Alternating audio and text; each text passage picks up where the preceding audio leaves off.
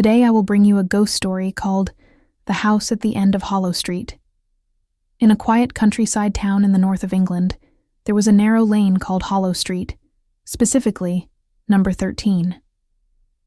Locals avoided it after sunset, and no one dared walk past the last house at the very end. That house was a decaying 2-story wooden building. Its windows were always shut, even during scorching summers or violent storms. People said the place was cursed. No one had lived there for decades, not since the mysterious disappearance of the man who once called it home. Back in 1997, a man named Edward Grayson, known in the region as a spiritualist and occultist, moved into the house. He was quiet, polite, and always wore a long black coat.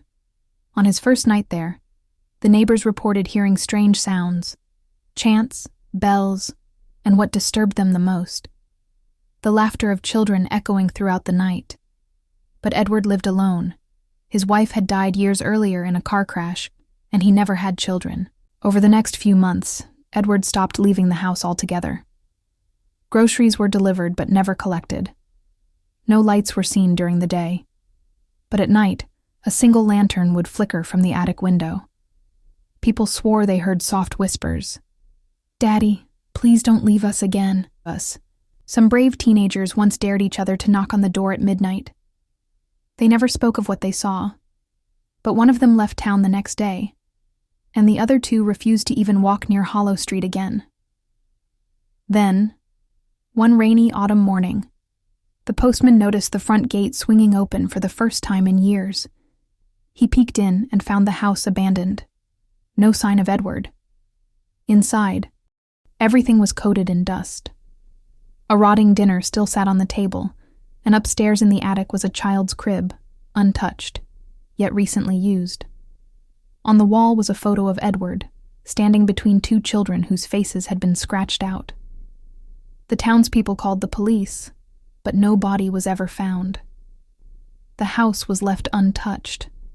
Anyone who tried to live there after that either left within weeks or claimed they were being watched by unseen eyes.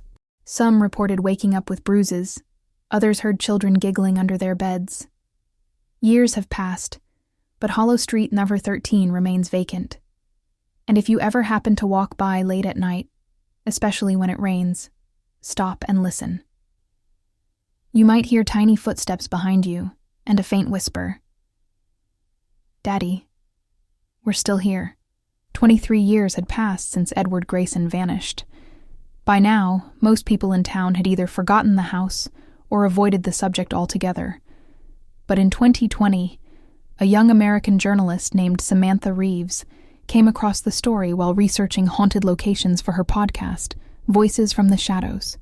Drawn by curiosity and ambition, she traveled to the quiet town in hopes of reviving the legend. Locals warned her not to go near the place. The old man at the pub simply muttered, "The children never left," before downing his pint and walking away. Naturally, that only made Samantha more determined. With her recorder, a flashlight, and her phone on live stream, she broke into the house on a cloudy October evening. The door creaked open as if it had been waiting.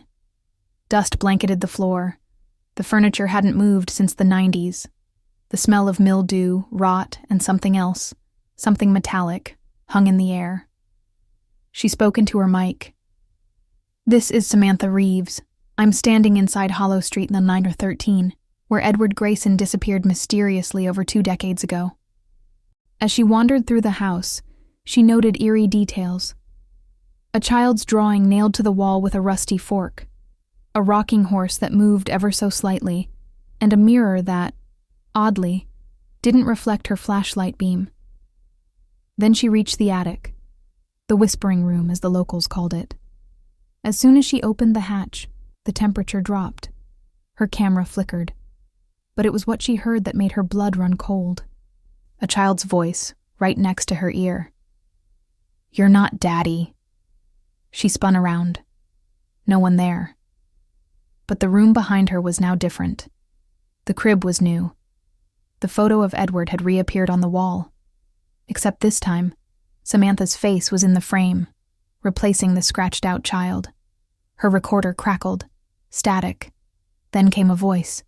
Not hers, not a child's. A deep whisper. "Now you stay."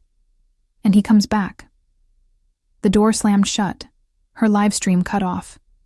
The screen went black, except for a single word typed in reverse. Welcome. Samantha Reeves was never seen again. To this day, her last broadcast is still archived online.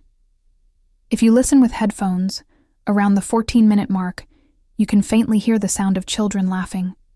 And if you slow it down, one voice seems to say, "We have a new sister now."